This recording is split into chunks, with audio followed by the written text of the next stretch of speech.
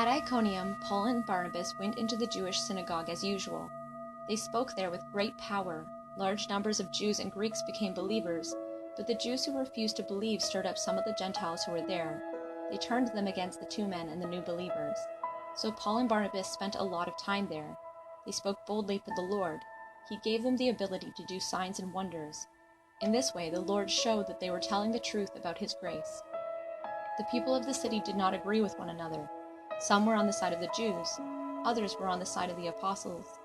Jews and Gentiles alike planned to treat Paul and Barnabas badly. Their leaders agreed. They planned to kill them by throwing stones at them. But Paul and Barnabas found out about the plan. They escaped to the Lycaonian cities of Lystra and Derbe and to the surrounding area. There they continued to preach the good news. In Lystra, there sat a man who couldn't walk. He hadn't been able to use his feet since the day he was born. He listened as Paul spoke. Paul looked right at him. He saw that the man had faith to be healed, so he called out, "Stand up on your feet." And the man jumped up and began to walk.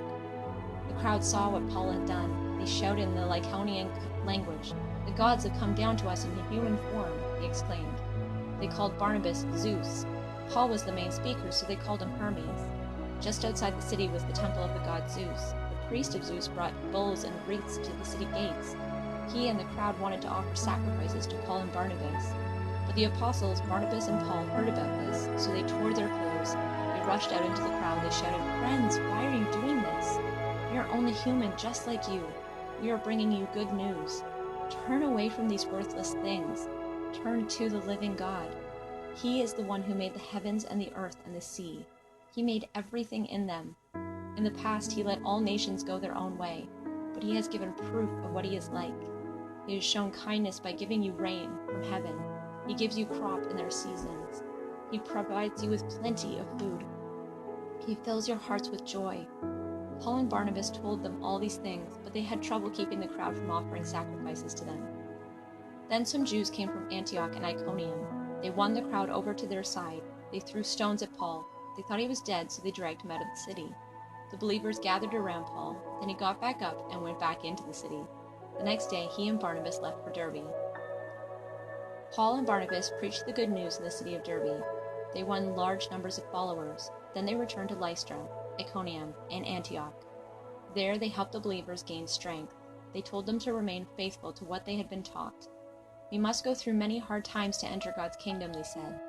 Paul and Barnabas appointed elders for them in each church. The elders had trusted in the Lord.